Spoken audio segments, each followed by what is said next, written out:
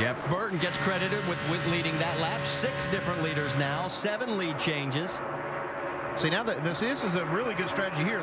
They'll swap positions and see if they can hook back up again, and that way they can cool their engines back, you know, to a normal range. Yeah, and here comes a guy. Robbie Gordon has started 42nd, I think, on the grid.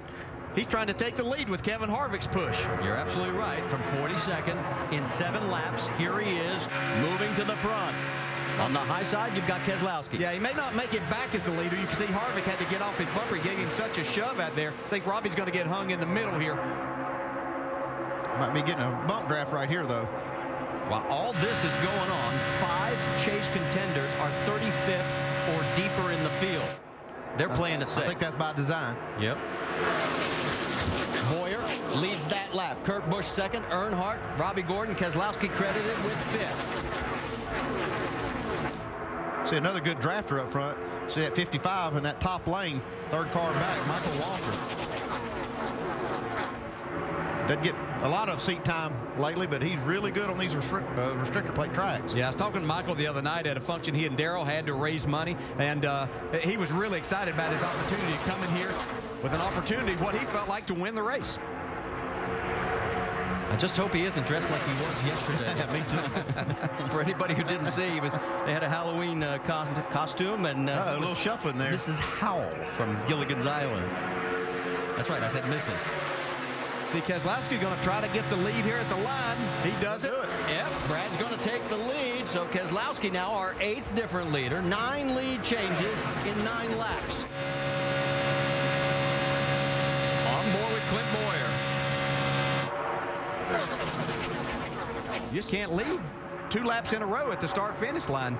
Just incredible what these cars do in the draft. The cars are so big, they make such a big hole in the air that it's just hard for anybody to stay out front. There's a big vacuum behind these groups of cars, and it just pulls all these other cars up front. See Michael Waltrip there giving Sam Hornish a big push. They got a nice lead there. If he can stay on his bumper, Sam should be able to lead this lap. That's how it's done right there. We'll watch him hang him out here in just a minute. Michael will want to lead this before long. So Sam becomes our 9th different leader, our 10th lead change in 10 laps. There were 8 different leaders by lap 10 back in April. Sounds like we're on pace for another record day at Talladega.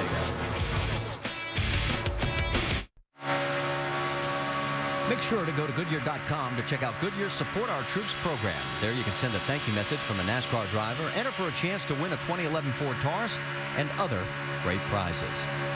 Well, as we come back here to Talladega, we've completed 13 laps. We've had 10 different leaders and 11 lead changes. You're riding on board with Kevin Harvick. He's back to 23rd. Here's the reason why. I had to back up. I'm hot. I got too hot. Yeah, you can hear that's just what they're talking about when they put that grill right up on that bumper. They can't do it for long, Doc.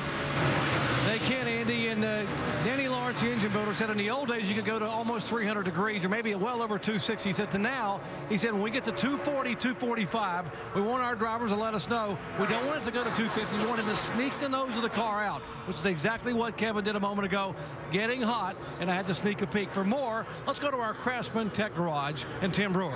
Thanks, Doc. It's literally like sitting at home, folks. Try holding your breath for a minute. Doesn't work too well. What these guys have to do when they're nose to tail is literally have the car move over to the right, move over to the left, because what we're trying to do is get a little bit more air in there. I can only hold my breath for about 50 seconds. DJ, you might be a little bit better than that, but hey, it's all about keeping the air to the nose and making sure the engine stays cool all day long. Guys?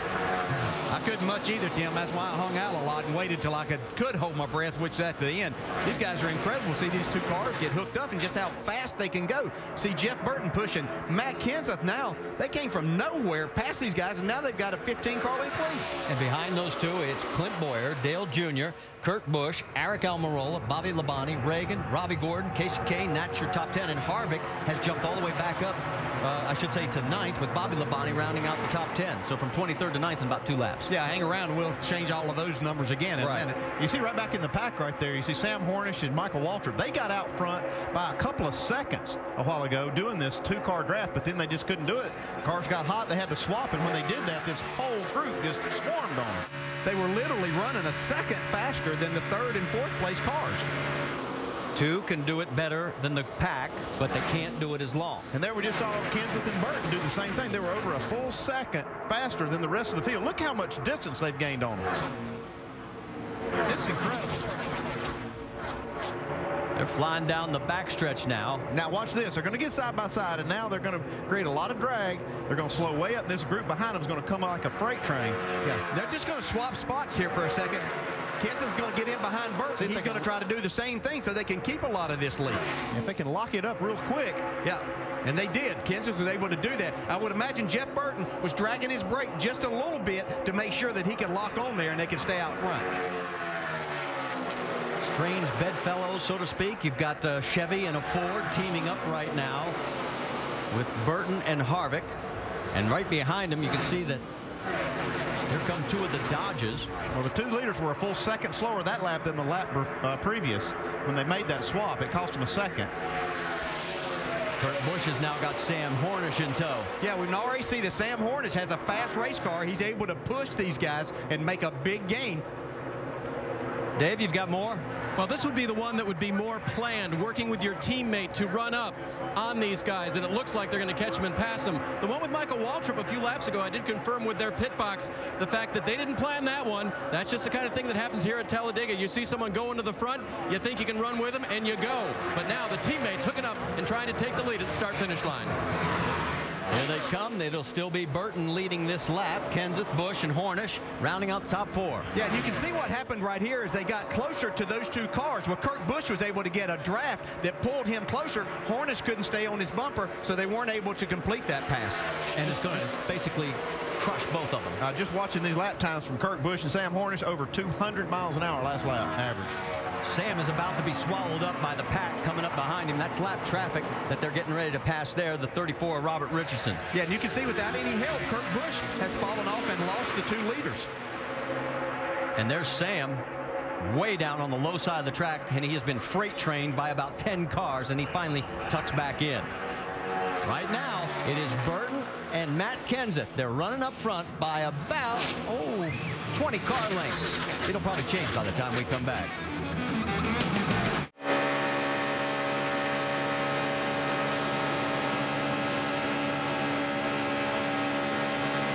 Chevrolet wants you and 3 of your friends to meet Kevin Harvick and Miss Sprint Cup at the NASCAR Sprint Cup Awards ceremony in Las Vegas. You could also win 2 all-new Chevrolet Cruze LTZs to go along with your trip. For a chance to win, enter at winyourchevy.com. Back here at Talladega, you're on board with Tony Stewart, and you're saying, wait a minute, there's nobody in front, there's nobody behind. That's because he had a problem, guys. It looked like he had a flat left front tire. Don't know exactly what happened, Dave. Vince, I'm sorry. Yep, that's okay. Mark Martin had come on the radio a lap before and said he thought he saw a little smoke coming from the front tire of Tony Stewart. Stewart says there was no contact, but certainly cut it down. You can see the Goodyear officials looking it over. Averted disaster there, being able to get in quickly and change 4 without any damage to the fenders. He's 1 lap down in 41st, but he is not in the lucky dog position. That's Robert Richardson Jr. 2 cars are off the track right now, Dave Blaney and Jeff Fuller. Here are the race leaders coming up on Tony, and there's the rest of the pack. Pick your favorite driver. Up front, it is Burton and Kenseth. They've sort of freight trained themselves away from the pack. Behind them by 1.3 seconds, Clint Boyer, Brad Keselowski, Casey Kane, and Kevin Harvick is now back up into the 6th position. Kurt Busch is in 8th with Regan Smith in between him and 7th. Yeah, and Tony's biggest problem now is he's going 2 laps down as they go by him, so he'll have to hope that maybe this can cycle through to where these other guys have to make a green flag pit stop.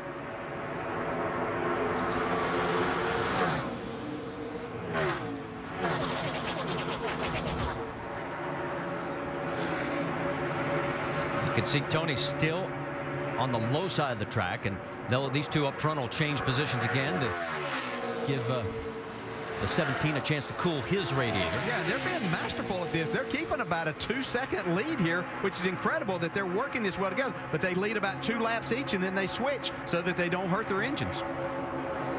Meanwhile, while all this is going on, how about where Denny Hamlin is? He's 33rd right now on the racetrack, and his teammate Kyle Busch is 36th. Here was the conversation on the radio. I'll just see what my car was doing there. Wasn't sure if you wanted to go up there and play because it kind of calmed down a